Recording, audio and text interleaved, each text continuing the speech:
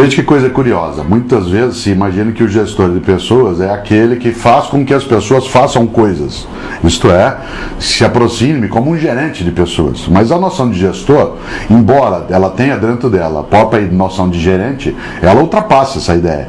Não é alguém que dirige, que leva adiante. O gestor é aquele que é capaz de consertar, com C, como um concerto, consertar a pluralidade, a diversidade de competências, habilidades, capacidades e fazer com que isso eleve o objetivo, a missão e a visão que uma organização de qualquer natureza tenha, seja no campo público, seja no campo privado. Por isso, um gestor de pessoas é alguém que exerce uma liderança, sem que ele seja exclusivamente um único líder, mas é alguém, um homem ou uma mulher, que lidera um processo de elevação, como eu dizia, das condições de ação de um grupo de pessoas. Esse gestor tem sim atividades gerenciais, mas não é só isso. Ele tem atividades pedagógicas, mas não é só isso. Ele tem atividades de coaching, mas não é só isso. É um conjunto de situações de interfaces que fazem com que a gestão de pessoas ela seja decisiva como um diferencial sério hoje nas boas organizações.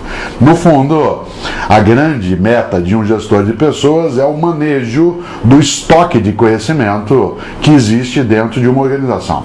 Cada um e cada uma de nós tem um determinado tipo de conhecimento que é tácito ou explícito, aquilo que a gente tem da nossa formação escolarizada, formal, intencional, deliberada, que é o explícito, e tem um conhecimento vivencial, que é o nosso conhecimento tácito. A junção desses dois elementos, o tácito e o explícito na capacidade, no conhecimento, ela compõe o estoque de conhecimento, que é o maior ativo que uma organização pode ter, inclusive, porque é esse o grande diferencial que não se torna commodity. Afinal de contas, processos, equipamentos, aplicativos, insumos, tudo isso ainda é commodity. O que não é, esse é o diferencial, é o conhecimento que está em cada uma e cada um. E o gestor de pessoas é aquele que é capaz de manejar com o conjunto esse estoque de maneira a oferecer mais vigor, mais robustez, mais perenidade a uma organização. É também RH, isto é, usando o sentido anterior, não negativo, de recursos humanos,